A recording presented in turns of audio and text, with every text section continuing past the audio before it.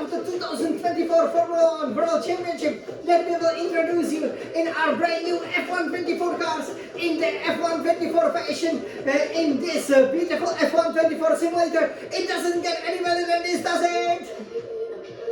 Of course it doesn't. So you guys, it will be a really great summer 2024. It's absolutely fantastic. We really cannot wait to jump into the turquoise waters, do some splash, so to speak, right? Maybe even go for some surfing and so on, and especially go on, all of these water parks with the wonderful slides, just like we did in the previous round. But here we will introduce you the place where it often rains, but it's often rather cool. I know that because I spent 3 years studying at the senior high school in Belgium. So, I've never actually been to the Spa-Francorchamps, but studied very, very close.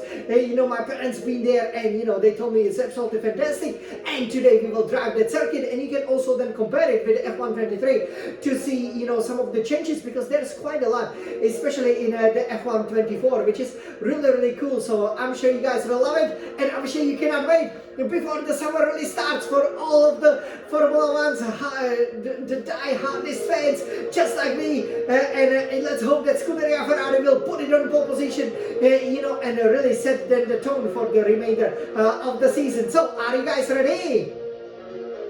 I'm sure you guys are. So let's climb into the cockpit, do the warm-up lap, and then let's do the hot lap, because obviously with F124, the Spa-Francorchamps, which is the longest actual circuit on the Formula 1 calendar, in terms of the length, is so much fun to drive.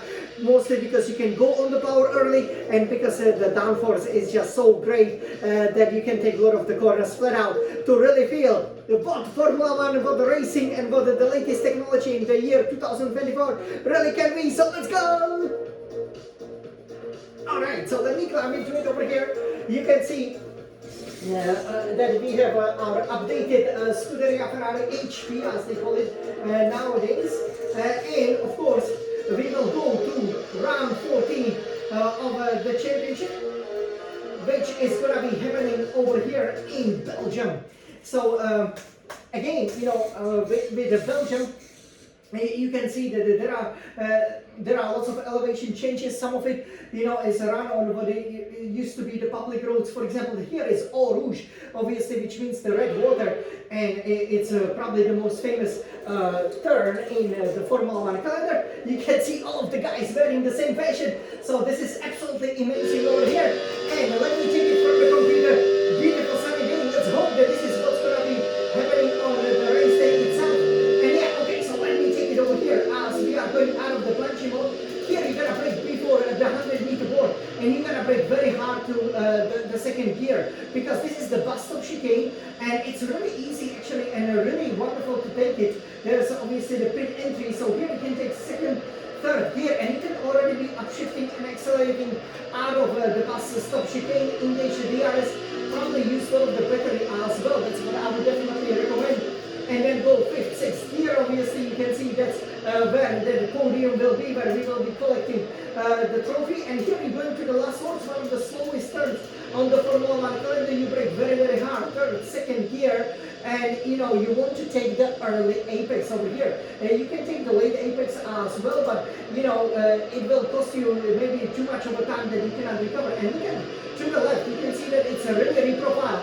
They put in so many fans over here, because here there are some overtaking opportunities heading into the Eau Rouge, which is over here. You can see Eau Rouge, used to be really feared by the drivers of the yesteryear, but now you go 6, 7, 8 gear, and pretty much, you want to hit the curve a little bit, you go a little bit to the left, you go a little bit to the right, okay, as we have to power the F1 car, up the hill.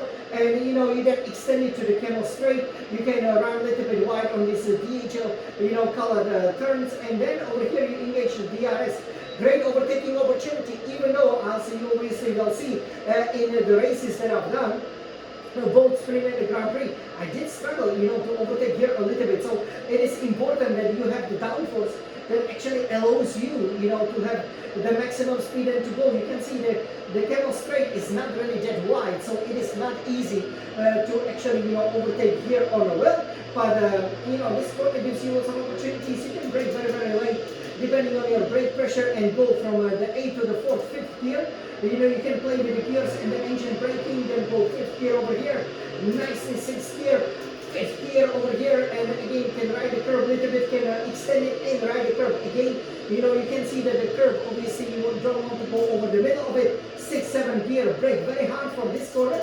They obviously, smoothen it, so unlike in the previous iteration last year, for example, it would be very bumpy, but here it's not. And throughout the corner, you can already be upshifting 4th, 5th, 6th gear, then go down to the 5th in qualifying, 4th in the race, extend it over here, and you're heading then to the famous Prix. So you can see the countryside, it's all amazing over here, and it's all about the downforce. Here I would also use a bit of a battery. You go 6, 7, almost the 8th gear, and then it's a quick flip like this way to go 7, 6 gear. Then depending how well you've taken that initial approach, you can obviously judge the speed to go through Prix, which is the double apex 6, 7, 8 gear corner. Then once you hit the 8th gear over here, you gotta brake very hard to the 5th gear. But now with the F124 cars, there's so much downforce that you can almost take it, full throttle, and then go even 6th gear over here, 5th, 6th. And when you go 6th gear, you will obviously need to go on a curve a little bit, but it's okay. You will cover a huge speed into stubble, which you still have to take in the 4th gear. Take the early apex, and once you straighten the car, engage the battery, and then you go full power.